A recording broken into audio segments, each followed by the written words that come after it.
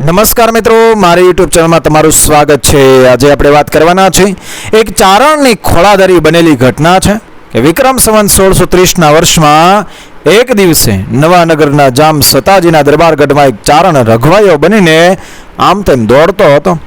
દરબારગઢના દરેક માણસને, પશુને અને પથ્થરને જઈ પૂછતો હતો, મારો રાણો ક્યાં, મારો રાણો ક્યાં, મારો રામદેવજી ક્યાં, રાણાને પાછો લાવો। એવી ચારણની કળકળતી બૂમોથી દરબારગઢના પથ્થરો ધણધણી ઉઠ્યા ને આખો ગઢ કોઈ ગુજ્જળ ભૂતખાનાની માફક સામે પડઘા પાડીને પૂછવા લાગ્યો કે રાણો ક્યાં। માણસો એકબીજાને પૂછવા લાગ્યા કે રાણો ક્યાં। કોઈએ ચારણને કહ્યું રાણાની મામીઓ એને મળવા ઝંખતી હતી, તે રાણો ગઢમાં ગયા છે। ફડકે શ્વાસ લેતો ચારણ થોડી વાર વાટ જોઈને બેઠો, પણ રાણો મામીઓના ખોળામાંથી પાછો વળ્યો જ નહીં। રાણીઓના મોંમાંથી નીકળનારા એક એક માણાનું મોં કાળી શાહી જેવું થઈ ગયેલું દેખાતું હતું। ચારણ પૂછતો હતો રાણો ક્યાં। માણસો અવોલ બનીને ચાલ્યા જતા હતા। દરબારગઢના ઝરૂખા સામે ઊભા રહીને ચારણ ચીસ પાડી ઉઠ્યો, રાણા બાપ, રાણા નીચે ઉતર, તારી માને મેં ખોળા ધરી આપી છે, મારા રાણાને લાવો, રાણાને પાછો લાવો। ચારણ બાવરો બન્યો, ઝરૂખાની ભીંત સાથે માથું પછાડવા લાગ્યો, પણ રાણાએ જવાબ દીધો નહીં। લે આ તારો રાણો, એવો એક અવાજ આવ્યો અને તે સાથે ઝરૂખામાંથી ધબ દઈને ગાહડી ધરતી પર પડી। એ લોહી તરબોળ ગાહડીને ચારણે છોડી અંદર જુએ તે રાણા રામદેવજીના કટકા, હાથ નોખા, પગ નોખા, દળ નોખો ને જાણે મામીઓના મીઠડા લેવરાવા હસીને હમણાં જ નીમું હોય તેવું તાજું કાપેલું માથું પણ નોખું। બસ મારા બાપ ક્યાંય રેઢો નહોતો મેલતો અને આ જંગલ ગયો તેટલી વાર રહી ન શક્યો। મામીના તેડા બહુ મીઠા લાગ્યા। એ મારી અણમોલી થાપણ, પોરબંદરની રાણીને હવે હું શો જવાબ આપીશ। ચારણ ખૂબ રોયો, દરબારગઢ આખો જાણીની સાથે સાદ પુરાવા લાગ્યો। આ ચારણનું નામ કાવિદાસ લાંગો, જામ સતાજીનો એ દસાદી, પોરબંદરના રાજા જેઠવાનો પુત્ર રામદેવજી, સતાજીનો સગો ભાણેજ હતો। સતાજીને નગરનું રાજ વિસ્તારવું હતું। નાના ભાણેજને એટલા ખાતર ટૂંકો કરવો હતો।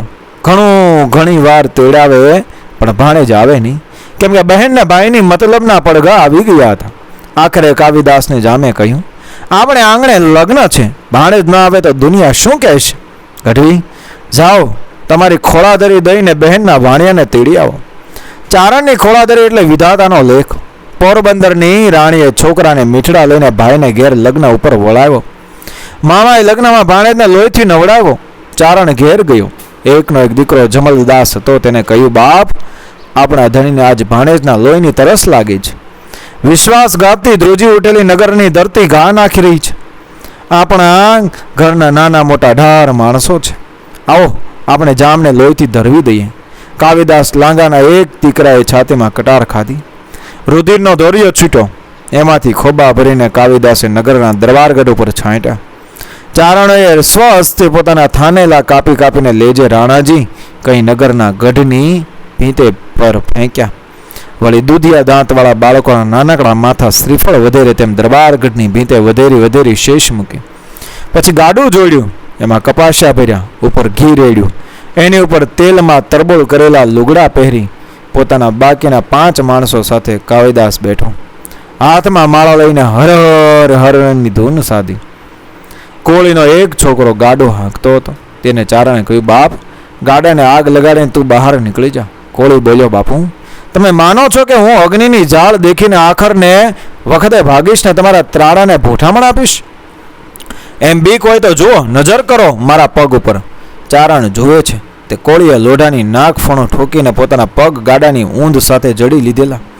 ગાડું દરબારમાં ચાલ્યું, કપાસિયા સળઈ ગયા, ગાડાને આગ લાગી, ચારણ પરિવારના લુગડા સળઈ ગયા, કાયા ચડચડ બળવા લાગી, દેવતા હાડકામાં દાખલ થયા ત્યાં તો ફડફડ ફટાક્યા ફૂટવા લાગ્યા। છતાં એ 5 માણસોની જીવતી ચિતામાંથી કેવા સ્વર છે, હર હર હર હર। 5 માનવી જ્યાં બેઠા હતા ત્યાં થંભી ગયા અને છેવટે અગ્નિએ હાથ પાડી નાખ્યા, ત્યારે જ હાથમાંથી માળા નીચે પડી। કોળીનો છોકરો ઊંધ ઉપર જ સળગી ગયો।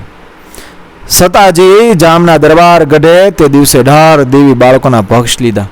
ભાણેજને પતાવીને સતાજીને રાણાની ધરતી ધબડવા માંડી।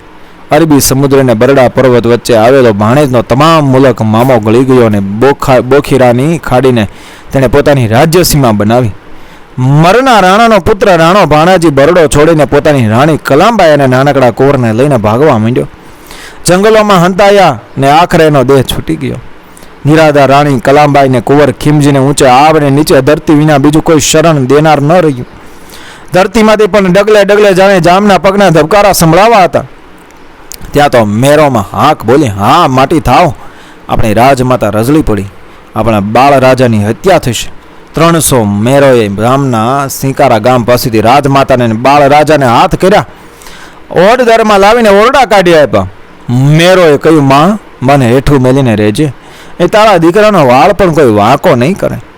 એક દિવસ ઓરડાને કાંઠે એક ભાંગેલું વહાણ ઘસડાઈ આવ્યું. વહાણમાં ઈંટો ભરી હતી. મેરોએ રાણીમાને એ ઈંટોનું એક પાણિયારું કરાવી દીધું. એક દિવસ કલાબાઈએ જોયું તો એક ઈંટને ખૂણો ટેચાયેલો દેખાણો અને એમાંથી પીળું પીળું સોના જેવું કંઈક ચકચક કરતું હતું. રાણીએ તપાસ્યું તો ઉપરના પડની નીચે આખી હેમની ઈંટ હતી. બધી ઈંટોમાં એ જ ભેદ ચડ્યો. ધણીની ધરતી હાથ કરવા માટે સ્વપ્નમાં એ ઝંખતી રાણીને હવે હિંમત આવી. એક દિવસ રાણીએ પૂછ્યું, આ રબારીઓ ભેંસોને રાતમાં ક્યાં લઈ જાય છે? મેરોએ જવાબ દીધો, મારી પહર ચારવા. પહર એટલે અધરાતથી સવાર લગી ભેંસોને લીલા ઘાસ ચારીને ધરવ કરાવે. સવારે ભેંસો દોણા ભરીને દૂધ આપે, ત્યારે હું મેરોને રબારીને પહર ચારું તો તને તારું રાજ કરી દે. હેમની ઈંટો વેચી વેચી કલાંબાઈએ મેરોને અને રબારીઓને મીઠાઈ ખવડાવવા માંડી. ખવડાવવા પીવડાવવામાં કંઈ ખામી ન રાખી. 6 મહિના થયા ત્યાં તો મેરો અને રબારીઓએ હાથીના કુંભસ્થળ જેવા કાંધ કાઢ્યા. લોડાની ભેગળ જેવા બધાના હાથ બન્યા. શરીરનું જોર ફાટ થવા લાગ્યું. ત્યાર પછી મેર રબારીએ કહ્યું, માળી હવે હુકમ કર, હવે નથી રહેવાતું. રાણીનો હુકમ થયો. મેરોની ફોજ ચડી. જામ સતાજીનો ભાઈ ખેંગારજી 12 ગામ લઈને નગરથી ઉતરેલો. તેના મુખ્ય ગામ રાવળ ઉપર તૂટી પડ્યા, કેમ કે રામદેવજીને મરાવી નાખનાર બંગારજી જ હતા.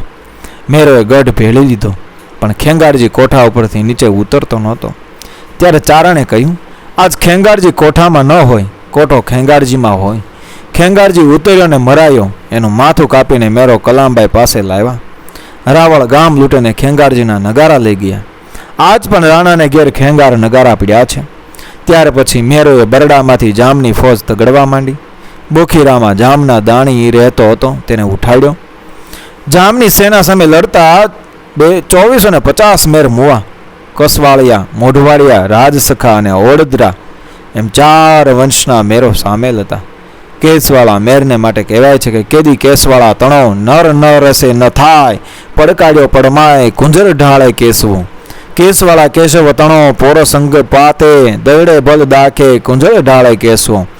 આખો મુલક હાથ કરીને મેરોએ કલાંબાઈને કહ્યું, લે માં, તારું રાજ સંભાળી લે.